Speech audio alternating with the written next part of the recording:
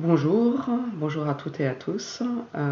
Si vous m'entendez via cette vidéo, c'est que je ne suis pas avec vous parce qu'on a eu un problème avec la connexion Internet et je n'ai pas non plus pu faire le voyage jusqu'à Québec, malheureusement. J'aurais bien souhaité, mais mon organisation personnelle ne me le permettait pas.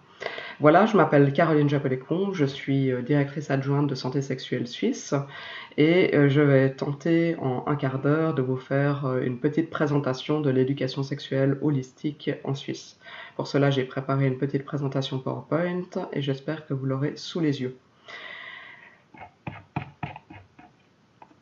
Le plan de ma présentation est le suivant. Je vais d'abord vous faire un petit tour d'horizon de l'éducation sexuelle holistique, de ce que ça signifie. Puis je m'attarderai un peu plus sur le système en Suisse pour répondre aux différentes demandes des organisateurs et organisatrices. Et je finirai ma présentation sur quelques éléments par rapport au plaidoyer qu'on organise en Suisse en faveur d'une éducation sexuelle holistique. Tout d'abord, comme je pense vous le savez toutes et tous, il y a évidemment plusieurs compréhensions et approches de l'éducation sexuelle. Bien souvent, celle-ci est comprise comme un simple cours de biologie. Et évidemment, l'éducation sexuelle holistique va bien au-delà. Mais aussi, elle est encore souvent non seulement comprise, mais pratiquée comme un cours de prévention. Et en fait, effectivement, l'éducation sexuelle qu'on promeut, l'approche holistique fondée sur les droits, ne se résume absolument pas à un cours de prévention, quel que soit le mandat de prévention. Le VIH, les IST, les grossesses non voulues ou encore toute la question des violences sexuelles. Voilà, alors cette éducation sexuelle holistique, qu'est-ce que c'est? C'est donc une approche qui va, comme je viens de le dire, bien au-delà des mandats de prévention et qui ne se résume pas à la santé, en tout cas à l'approche sanitaire de la sexualité. Elle se base essentiellement sur un document qui a été produit par le Bureau européen de l'OMS avec le BZGA, donc les standards européens pour l'éducation sexuelle en Europe. Et en fait, ce document est vraiment notre référence en Suisse et c'est pour ça que je le cite ici. Il permet aussi de vous faire une idée très complète de tous les contenus par cycle d'âge qui peuvent être enseignés à l'école, mais aussi évidemment dans un cadre beaucoup plus informel, notamment par la famille et par les parents. En quelques mots, le contenu de l'éducation sexuelle holistique selon l'OMS Europe, c'est d'abord une approche positive de la sexualité, et ça c'est extrêmement important. L'approche positive signifie tout simplement qu'on ne va pas commencer à parler de sexualité en mentionnant les risques, l'ensemble des risques qui peuvent être liés à la sexualité, mais qu'on va vraiment placer la sexualité comme une composante essentielle de la vie humaine et qu'elle est d'abord une source de plaisir, une source d'épanouissement personnel et de couple, évidemment. Ensuite, cette éducation sexuelle holistique est important de dire qu'elle est basée sur les droits humains. En effet, l'éducation sexuelle est d'abord basée sur le droit à l'éducation et à l'information. Et grâce à ça, grâce à ce droit, en principe, tous les enfants et les jeunes, et puis aussi les moins jeunes évidemment, devraient avoir ce droit d'accéder à des informations et à une éducation qui leur permettent à la fin de pouvoir prendre des décisions en toute autonomie et dans le respect de soi et des autres. Je vais revenir après sur la question des droits humains.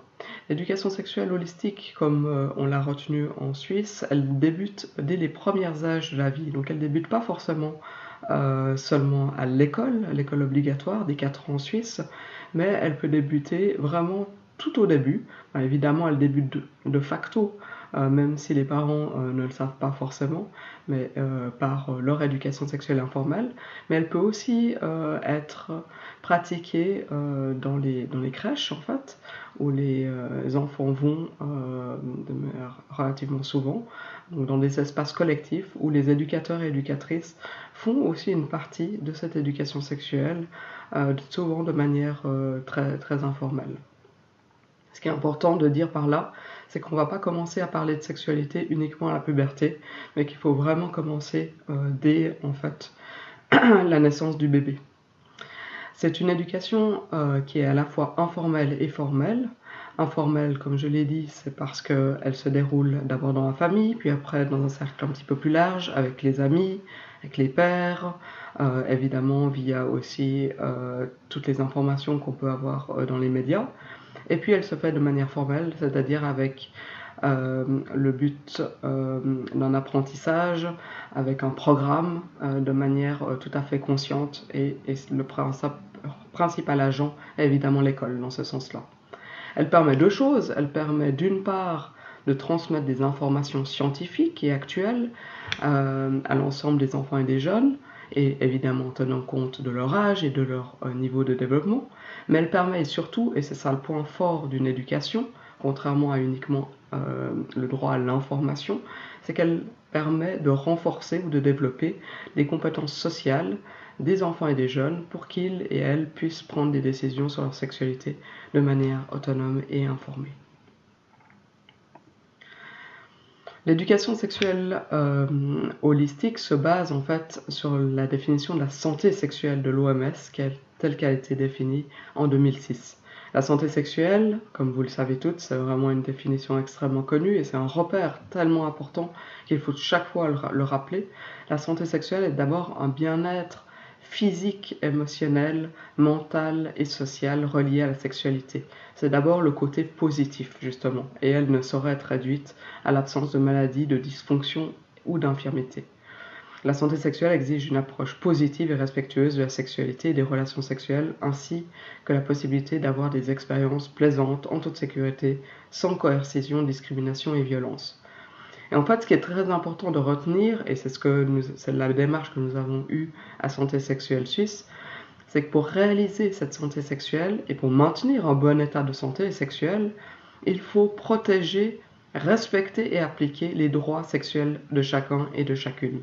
Et c'est comme ça qu'on fait le lien avec les droits sexuels et l'importance que chaque personne puisse connaître ses droits sexuels pour pouvoir les exercer. Parce qu'en fait, les droits sexuels, ça se situe à deux niveaux. D'une part, évidemment, les États, la Suisse, le Canada et l'ensemble des États dans le monde, devraient en fait mettre des conditions cadres qui permettent à chaque personne, que ce soit un enfant, une personne adolescente ou un adulte, de pouvoir exercer ses droits. Évidemment, des organisations comme la nôtre faisons un gros travail justement pour améliorer ces conditions cadres de façon que les personnes, par exemple, les plus vulnérables, puissent aussi avoir le droit. Je pourrais citer le droit à la contraception, le droit à une interruption de grossesse, le droit à participer justement à des cours d'éducation sexuelle selon ses besoins. Voilà, maintenant j'en arrive un petit peu à la partie plus centrée sur la Suisse.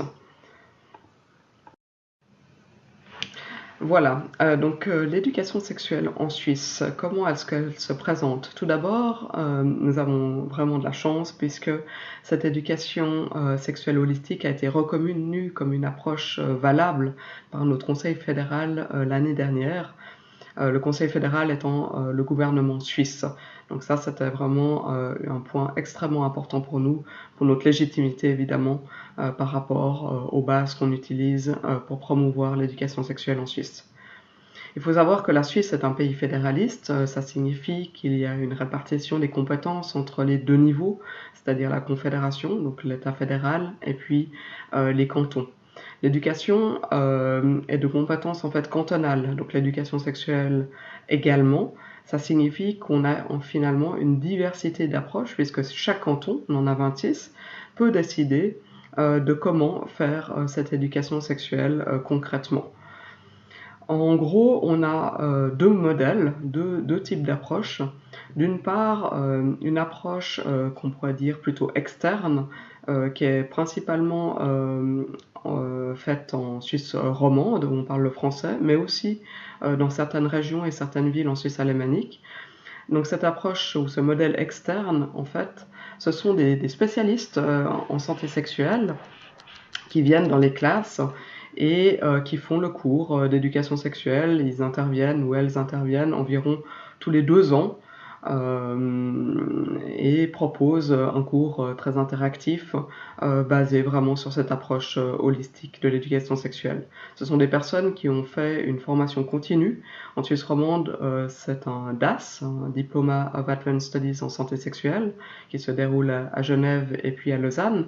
Et puis en Suisse alémanique, c'est avec la Haute École de Travail Social de Lucerne que les personnes peuvent suivre en fait 2 CAS pour pouvoir enseigner dans les classes.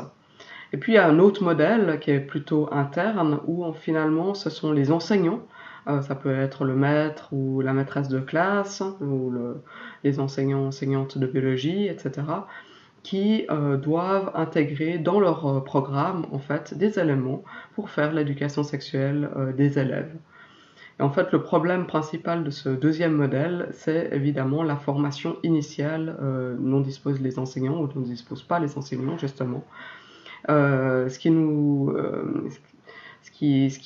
permet de dire finalement que dans beaucoup d'écoles, puisque c'est souvent au niveau de l'école qu'on décide de l'approche qui est suivie, c'est-à-dire si l'enseignant doit effectivement faire son cours d'éducation sexuelle, ou est-ce qu'il peut être coaché, ou est-ce qu'il peut éventuellement inviter un spécialiste ou une spécialiste pour faire le cours.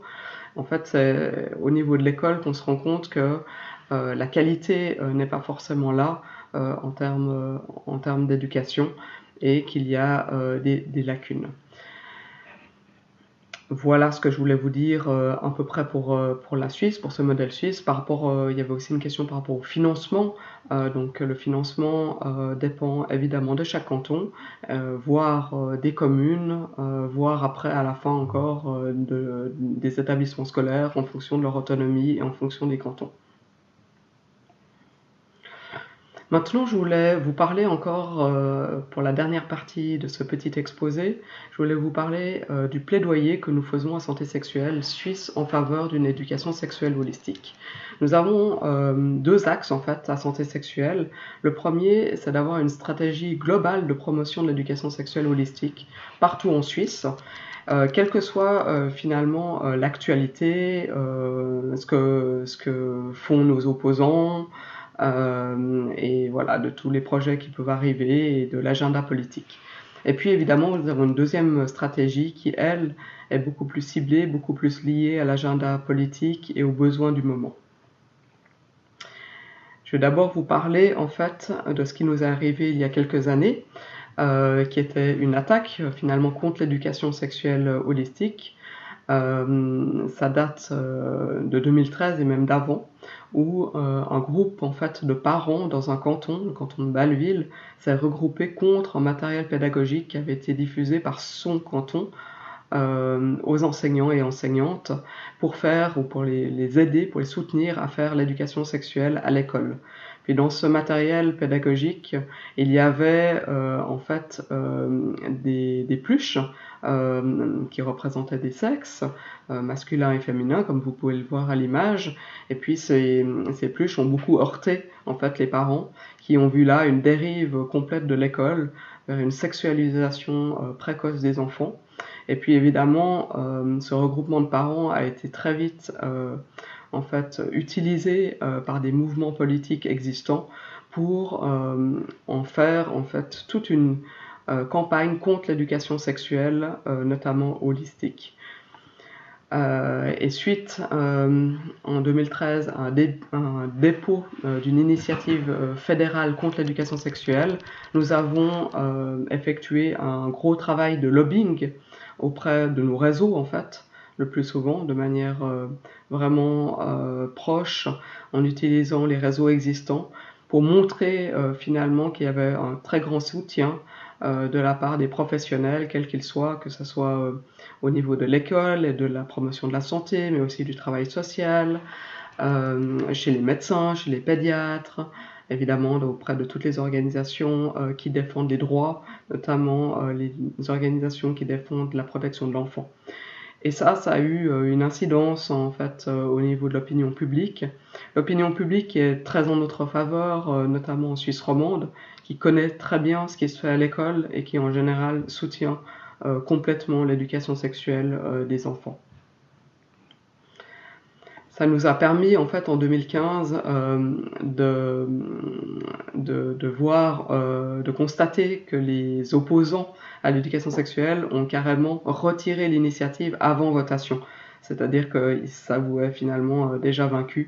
Et donc ça a été effectivement une énorme victoire. Mais comme on peut le voir avec l'image que je vous ai mise sur le slide, les journaux, les médias ont toujours réutilisé ces pluches qui sont tellement émotionnelles et qui sont tellement difficiles finalement à faire comprendre aux parents. Et c'est normal dans une certaine mesure que nous devons à Santé Sexuelle Suisse et dans notre réseau continuer à faire ce travail de plaidoyer parce que nos opposants utilisent eux des images qui sont de l'ordre de l'innocence de l'enfant, de leur protection. Et donc, c'est vrai que ça polarise souvent les débats. Donc, on doit beaucoup expliquer ce que c'est cette éducation sexuelle, qu'est-ce qu'il y a exactement dans les cours, qu'est-ce qu'on transmet comme information, sur quel type de compétences on travaille, et vraiment pour montrer que cette éducation sexuelle est absolument indispensable en fait pour l'ensemble des enfants et des jeunes dans notre société. En 2015, en fait, au moment où il y avait cette initiative, où elle allait être retirée, on lance l'Alliance pour une éducation sexuelle holistique. Et l'idée de cette alliance, en fait, relève de cette stratégie globale de promotion de l'éducation sexuelle holistique. L'idée était de regrouper des dizaines d'organisations non gouvernementales dans plein de domaines pour leur dire déjà que l'éducation sexuelle ne relève pas uniquement de l'école, mais de toute une série d'acteurs et d'actrices, et puis que c'est pas facile, ça va pas de soi, et qu'il faut d'abord le reconnaître, et qu'en travaillant toutes et tous ensemble, on parviendra en fait à donner une éducation sexuelle relativement complète aux enfants et aux jeunes. Et puis cette alliance, en fait, elle a eu beaucoup de succès, et elle en a toujours, parce qu'elle continue, et elle nous a permis de regrouper différents types de membres, que ça soit justement dans le domaine du travail social, mais aussi du handicap, de la protection de l'enfance, des pédiatres, etc. Et ça, je pense que c'est vraiment une réussite aussi en termes d'image par rapport au soutien de l'éducation sexuelle. L'Alliance est aussi, et ça peut vous intéresser, en fait un site internet où il y a des questions-réponses que les parents et puis que les enseignants et enseignantes se posent souvent. C'est aussi en fait 10 bulletins que nous avons réalisés sur les 10 droits sexuels de l'IPPF dans le cadre de l'éducation sexuelle, et ça vous permet en fait d'avoir une idée de comment est-ce que l'éducation sexuelle traite en Suisse ces droits sexuels et comment est-ce qu'on peut s'améliorer dans ce domaine. Donc vous pouvez aller sur le site de l'Alliance et trouver toute cette documentation. Enfin, je vais terminer ma présentation par les actions actuelles que nous menons dans ce projet de promotion de l'éducation sexuelle holistique. C'est d'abord, donc, outre les bulletins, c'est des workshops, des échanges avec tout le réseau large qui peut soutenir l'éducation sexuelle pour leur expliquer l'argumentaire, en fait, pour défendre une éducation sexuelle holistique. Mais c'est aussi un travail avec les jeunes. On a tout un réseau jeune qui participe beaucoup à la promotion de l'éducation sexuelle holistique. Malheureusement, c'est uniquement en Suisse alémanique parce que nous avons souhaité en fait mettre la priorité là-dessus. Si je dis malheureusement, c'est pour les personnes qui sont ici dans la salle et qui ne comprennent pas l'allemand, qui ne pourront peut-être pas comprendre la campagne en allant sur le site. Mais C'est tout ça pour vous dire que nous avons un réseau jeune, donc de moins de 25 ans, qui a organisé toute une campagne de plaidoyer en faveur d'une éducation sexuelle holistique en Suisse alémanique avec les réseaux sociaux, mais aussi avec des actions, par exemple, dans la rue. Et puis finalement, c'est un travail politique que nous faisons dans plusieurs cantons pour soutenir les responsables cantonaux qui le souhaitent à développer des stratégies en santé sexuelle avec l'axe fort de l'éducation sexuelle vraiment comme un vecteur principal pour justement apprendre en fait, donc non seulement la santé sexuelle mais aussi les droits qui y sont liés. Et donc, dans ce sens-là, il y a une grande cohérence avec le travail qu'on fait de promotion de la santé sexuelle et la promotion de l'éducation sexuelle. Enfin, on a aussi tout un pan sur la recherche scientifique parce qu'on a besoin aussi de récolter et d'en savoir plus finalement sur les pratiques des enseignants, mais aussi des parents, et puis ce que pensent les enfants et les jeunes sur l'éducation sexuelle pour pouvoir développer ensuite d'autres actions basées sur les recommandations des bénéficiaires directs. Et ça, c'est aussi pour nous très important.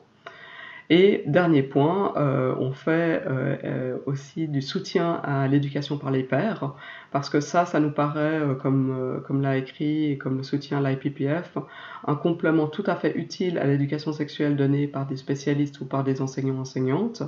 Ça donne un autre point de vue et ça permet aussi des échanges qui sont extrêmement intéressants. Donc on soutient l'éducation par les pairs et là en particulier en ce moment on soutient des ateliers qui traitent du thème du genre.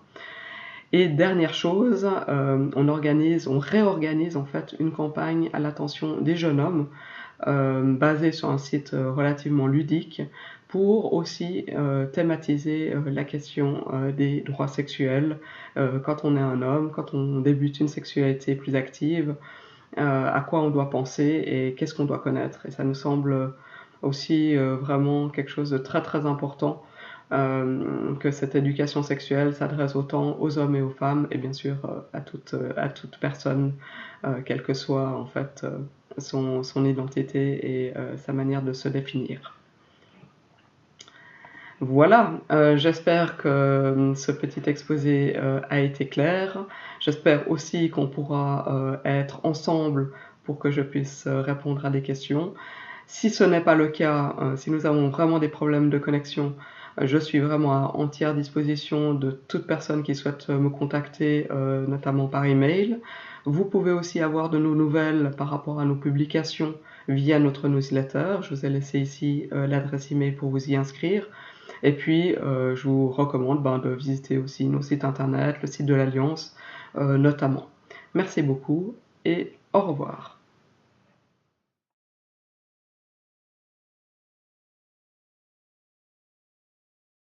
C'était super stratégique d'avoir la présentation de notre collègue en Suisse juste avant parce que ça donne une représentation assez juste de ce qui se passe aussi au Canada pour ce qui est du travail sur la question au niveau national. Donc, je vais attendre mon PowerPoint. Oui. Mais oui, en attendant, je vais dire que moi, je suis une finissante de Sciences Po de l'UQAM en 2002. Puis je trouve ça quand même drôle de revenir ici aujourd'hui faire une présentation en représentant le Canada sur le panel international. Un beau retour à la maison. Donc,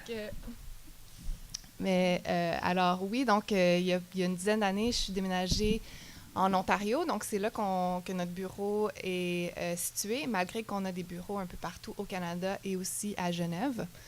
Donc, justement, comme je disais un peu plus tôt, Action Canada, c'est l'amalgamation de 3 organisations, dont une qui travaillait sur la question des droits et de la santé sexuelle au niveau international, surtout à Genève, en participant dans plusieurs des plateformes de l'ONU.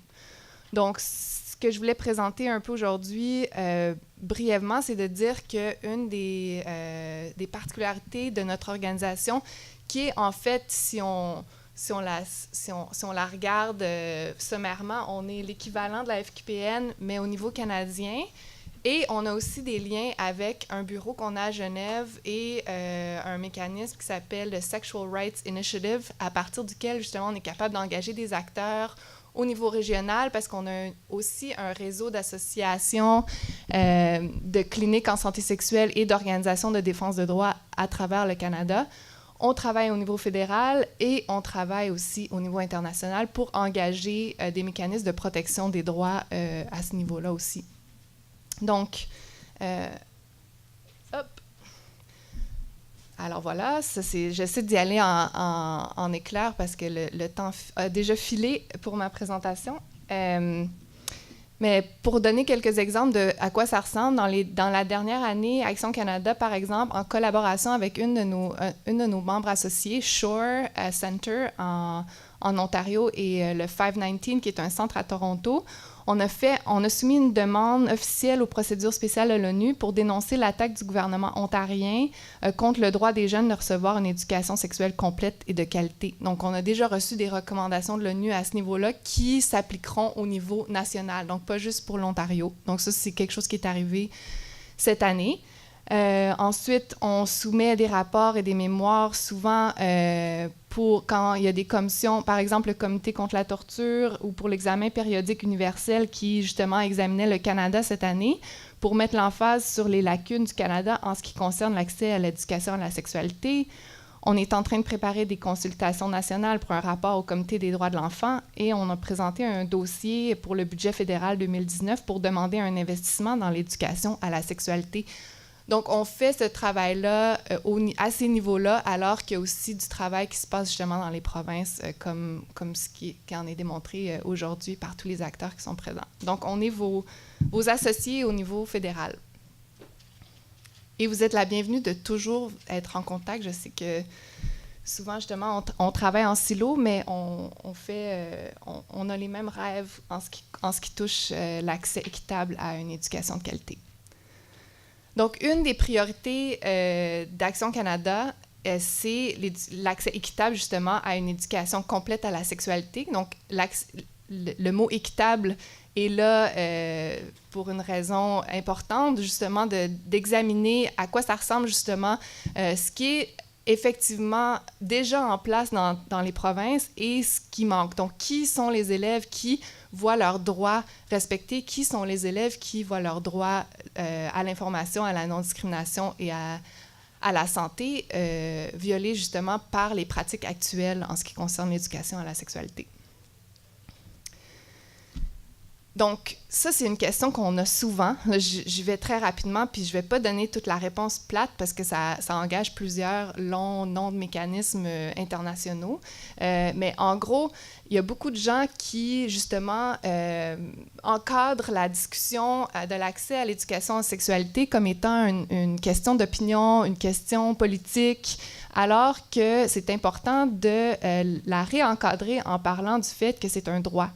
Donc, ce n'est pas nécessairement, on en discutait hier au colloque, un droit qui est expressément nommé comme un droit humain ou un droit de la personne, mais il y a tellement de droits de la personne qui y sont rattachés que c'est nommé dans plusieurs mécanismes internationaux. Donc, par exemple, le droit à la santé, le droit à l'information, le droit à la non-discrimination et ne peuvent être réalisés s'il n'y a pas d'accès à l'éducation à la sexualité complète. Et la technicalité, en fait, sur laquelle se reposent les gens qui veulent s'obstiner que ce n'est pas un droit, c'est de dire qu'il n'y a rien qui dit que ça devrait être dans un curriculum. Donc, ça peut être donné par les parents, ça peut être donné par le secteur de la santé, etc. Mais il y a des recommandations internationales. Je vous invite à regarder les lignes directrices de l'UNESCO qui, justement, disent de façon très explicite que la seule façon de rendre l'accès à cette information vitale-là équitable, c'est d'en faire un curriculum et de l'offrir dans le système scolaire en collaboration étroite avec le système communautaire. Donc, une des choses un des gros projets sur lesquels on participe justement pour présenter notre plaidoyer pour un accès équitable au Canada à l'éducation en sexualité, c'est notre travail sur les nouvelles directives canadiennes pour l'éducation complète en sexualité. Donc ça va sortir en mai cette année. Les dernières ont été publiées en 2008. Donc nous, on a fait partie du groupe expert qui a façonné les directives qui vont sortir prochainement, dans un mois ou deux. Donc, pour ceux et celles qui étaient au colloque d'hier, où est-ce que le panel du communautaire s'est fait demander, c'est à quoi rêvez-vous quand vous imaginez une éducation complète à la sexualité?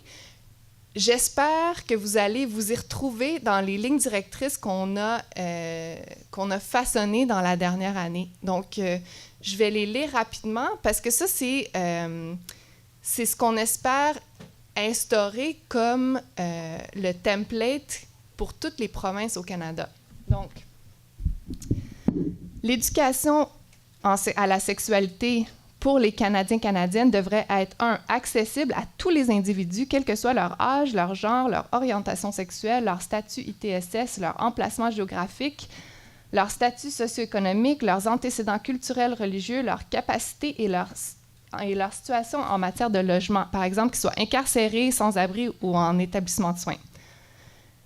Il faut que ça favorise les droits de la personne, incluant la prise de décision autonome et le respect des droits d'autrui, doit être scientifiquement exact et employer des méthodes pédagogiques fondées sur les données probantes, doit être généraliste, donc en anglais, ça c'était comprehensive, dans sa portée et sa profondeur. Donc, ça ne suffit pas de mentionner une seule fois le mot homosexualité. Et ça ne suffit pas de mentionner une seule fois le mot consentement. Donc, il faut que ça soit étendu sur plusieurs années pour qu'à la fin de l'éducation de quelqu'un, il y ait une notion sophistiquée de ces matières-là. Il faut que ça inclue les identités et expériences vécues par les personnes lesbiennes, gays, bisexuelles, transgenres, queer, intersexuées, birispirituelles et asexuées.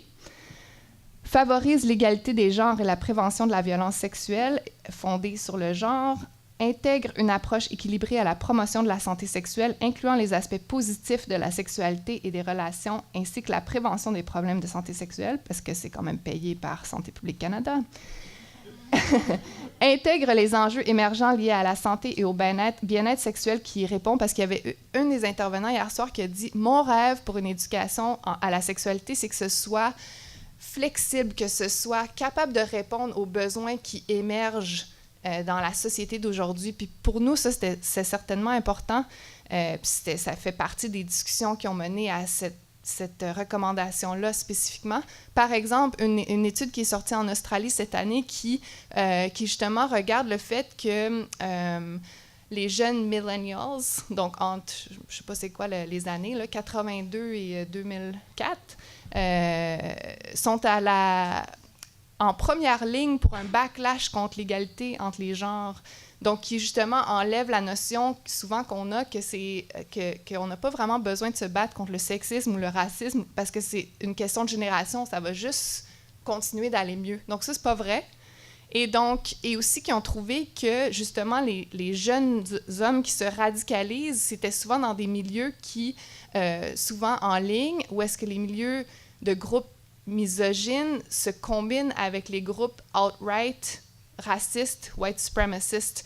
Donc là, on voit les effets de ça dans le monde. Je veux dire, il y a eu un massacre en Nouvelle-Zélande il y a à peine une semaine ou deux. Donc ça, c'est des questions qui doivent être abordées dans les cours à l'école pour parler des rapports de pouvoir entre les genres, pour parler justement des problématiques de relations de pouvoir.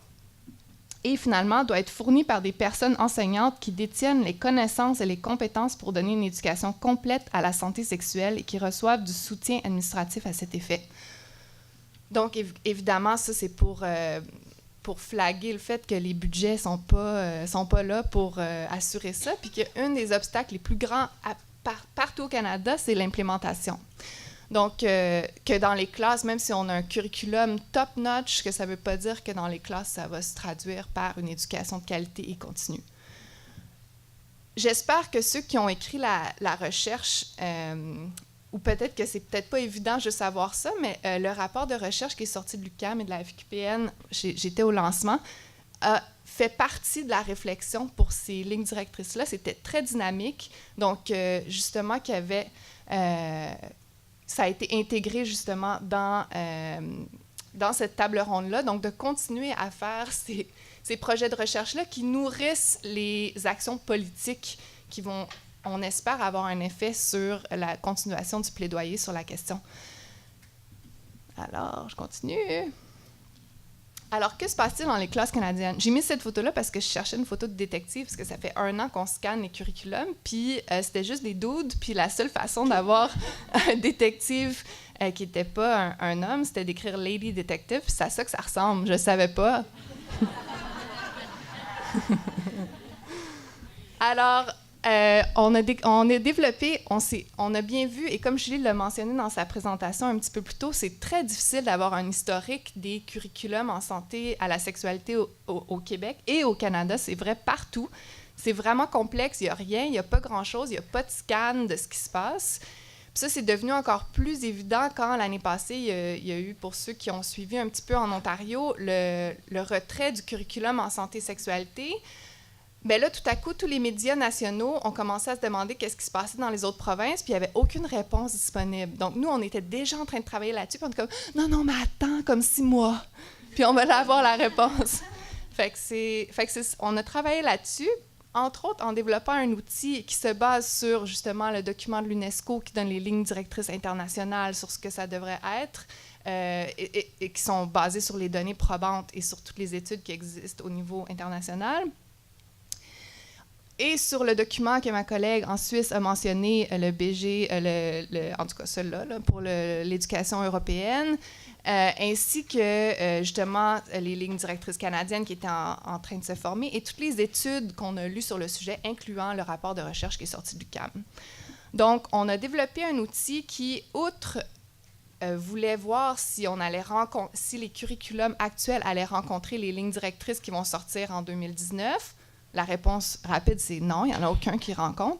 Et en plus de ça, on voulait approfondir notre analyse pour ce qui concerne certains aspects que vous allez reconnaître. Ça a été discuté plusieurs fois aujourd'hui et hier soir. Donc, on avait des questions sur est-ce que le curriculum dans son entièreté a une approche sexuelle positive? Est-ce que c'est intersectionnel et touche aux relations de pouvoir, donc les droits humains, les relations de pouvoir qui influencent les relations intimes, incluant les relations sexuelles? Qui est l'apprenant? Quand est-ce qu'on lit un curriculum, est-ce que ça devient évident que l'apprenant, c'est une jeune personne blanche, cis, hétérosexuelle qui, dans le meilleur des cas, mais c'est pas partout vrai, va apprendre à propos des autres, comme « Ah, faut célébrer la diversité qui existe dans le monde », mais on parle pas à la diversité dans la classe même. On encourage de célébrer la diversité à l'extérieur. Donc, qui est l'apprenant? C'était très évident quand tu commences à regarder ça que l'apprenant est toujours un peu la même personne. Est-ce qu'il y a un renforcement des compétences? Donc, est-ce que c'est simplement une approche qui a été nommée comme étant sanitaire ou hygiéniste, de dire on donne des données scientifiques, c'est la prévention de risques, etc., ou est-ce qu'il y a un renforcement de compétences qui est inclus dans les leçons? Est-ce que c'est complet? Donc, ça, c'était une question qu'on avait justement pour voir on avait une liste complète de sujets qu'on voulait voir comme spiritualité. Hier a été mentionné, on avait une question là-dessus. La réponse est non, il n'y a aucun des curriculums qui l'inclut.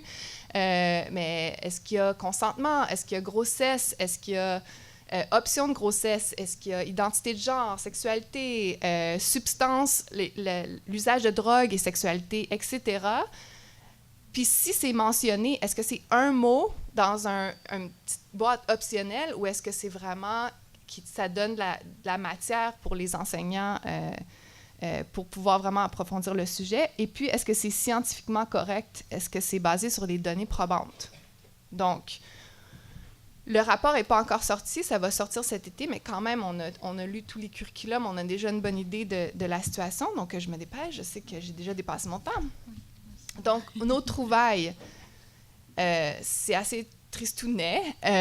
Donc, ce que l'on trouve, c'est que à travers le Canada, dépendamment où on se trouve, ça dicte la qualité de l'enseignement qu'on va recevoir. Donc, ça, c'est même un peu trop large parce que déjà, quand on descend dans la province, chaque école va être différente.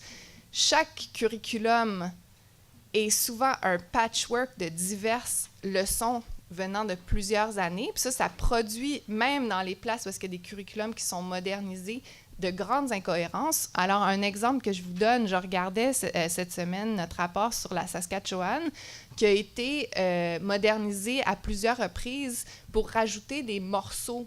Mais ce n'est pas fait d'une manière stratégique. Alors, par exemple, il y a un morceau qui a été ajouté pour parler de la diversité des familles au primaire. Donc, je pense que c'était comme en 3e année. Sauf que le module au secondaire vient encore de 1995. Donc, en 3e année, on parle de la diversité sexuelle, diversité des familles de façon très sommaire. Ensuite, quand on se retrouve en secondaire 3, tout à coup, un mariage, c'est un homme et une femme. Donc, il y a de l'incohérence dans le curriculum, il y a de l'incohérence pour ce qui est de l'implémentation dans les provinces, puis il y a de l'incohérence à travers le Canada. Donc, il n'y a pas de stratégie nationale en ce moment. Donc ça, c'est une de nos demandes. Quand je vois que la Suisse a réussi à avoir une demande nationale en 2018, ça me donne beaucoup d'espoir parce que c'est notre but présentement, c'est de dire l'éducation à la sexualité devrait être une priorité nationale qui, justement, engage divers secteurs du gouvernement fédéral, mais aussi, évidemment, gouvernements provinciaux. Donc, au fédéral, statut de la femme et égalité des genres, santé publique. Donc, il y a toutes sortes de mécanismes qui devraient travailler ensemble pour voir à développer une stratégie nationale sur le sujet, parce qu'en ce moment, il n'y en a aucune. Donc, il n'y a aucune évaluation, il n'y a aucune stratégie d'implémentation et en tout cas, on est à zéro. Donc, on a vraiment un message comme quoi c'est pas un secteur de l'éducation qui est priorisé. Puis ça, je veux dire, vous le savez de façon bien intime. 1 minute, d'accord. Accès inéquitable, donc, encore une fois, pour dire que même dans les provinces, un exemple que je peux donner, c'est en Colombie-Britannique, qui ont quand même un pas pire curriculum pour certains aspects. Mais pour ce qui est de l'implémentation, même problème que partout ailleurs, ils ont quand même une de nos membres associés, OptBC, qui est un centre qui a aussi plusieurs membres associés, qui a un programme pour former des éducateurs en santé sexuelle. Donc, chaque année, il y a des nouvelles portées d'enseignants en sexualité qui sont produits. Qui sont les écoles qui peuvent les avoir dans leurs écoles? Les écoles où est-ce qu'il y a des ressources. Donc, les écoles bien nanties, dans les quartiers favorisés, sont ceux qui ont accès à de l'information sur la santé vitale, qui change une vie. Alors, on voit ici un problème précis d'accès inéquitable. Donc, à cause qu'il n'y a pas de stratégie à aucun niveau, national, provincial, régional, commission scolaire, etc.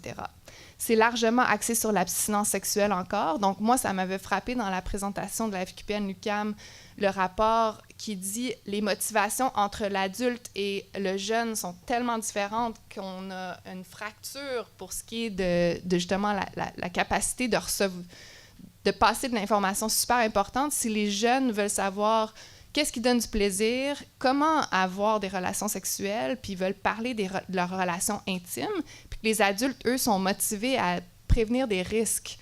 Donc, cette fracture-là, on la retrouve partout dans les curriculums, et c'est largement un modèle qui favorise la supériorité morale de l'abstinence sexuelle absolument partout. Des profs inconfortables et sans support, c'est la réalité à travers le Canada. Ensuite, il y a différents modèles pour ce qui est des exemptions. Il y a des provinces où est-ce que c'est tout à fait possible d'être exempté des cours. Il y en a d'autres où est-ce que c'est plus difficile. Lacune évidente des sujets traités. Il n'y a presque pas de provinces qui parlent de consentement. Il y en a quelques-unes qui ne parlent même pas de grossesse ou d'option de grossesse. Donc, il y a vraiment des lacunes criantes dans les sujets traités. Et plusieurs aspects des curriculums, même qui sont modernisés, sont considérés comme étant optionnels ou présentés comme étant optionnels. Donc, encore une fois, favorisant une implémentation où est-ce que les profs choisissent ce sur quoi ils sont confortables d'engager leurs élèves. Donc, encore une fois, créant une situation où est-ce qu'il y a peut-être un prof qui est super cool, puis il y a 30 élèves par année qui vont avoir une bonne éducation, puis le reste de l'école, ben, tant pis, hein? Donc, voilà mon bilan sombre de ce qui se passe au Canada, mais en espérant donner espoir aussi qu'il y a du travail qui se fait pour justement en faire une priorité partout, donc au niveau national québécois, et aussi dans la tête des parents, dans la tête de la communauté. Donc, il y a nous, personnellement, à Action Canada, on est en train de concocter une campagne pour justement engager le public pour dire ça, c'est quelque chose qu'il faut que vous demandiez. C'est quelque chose qui est important. On connaît l'importance des interventions en éducation à la sexualité, puis c'est pas comme ça qu'on le traite, alors on doit demander mieux. Et un des exemples des interventions de notre groupe en particulier qui s'en vient, c'est qu'on s'en va au Conseil des fédérations en juillet, qui est à Saskatoon cette année. Donc ça, c'est le meeting annuel des premiers ministres de toutes les provinces. Donc nous, on y va pour parler d'éducation à la sexualité. Donc, continuons si vous voulez vous connecter avec Action Canada, le plus qu'on en sait sur les situations provinciales, le plus qu'on connaît les revendications spécifiques des gens qui sont sur le terrain, dans le communautaire, qui offrent ces services-là, plus qu'on a de poids quand on va dans ces endroits-là. Donc, je pense que c'est tout. Ah oui, puis j'ai mis une petite image. On a un livre qui va sortir en français bientôt, mais qui est seulement disponible en anglais maintenant, qui offre justement un soutien pour les enseignants ou les éducateurs en santé à la sexualité, justement parce qu'il y a tellement peu de ressources. Malheureusement, il n'y a évidemment pas de ressources disponibles pour que vous puissiez vous le faire payer par vos employeurs, mais bon, en tout cas, c'est disponible. Puis ça va sortir en français avant l'été. Merci. Merci.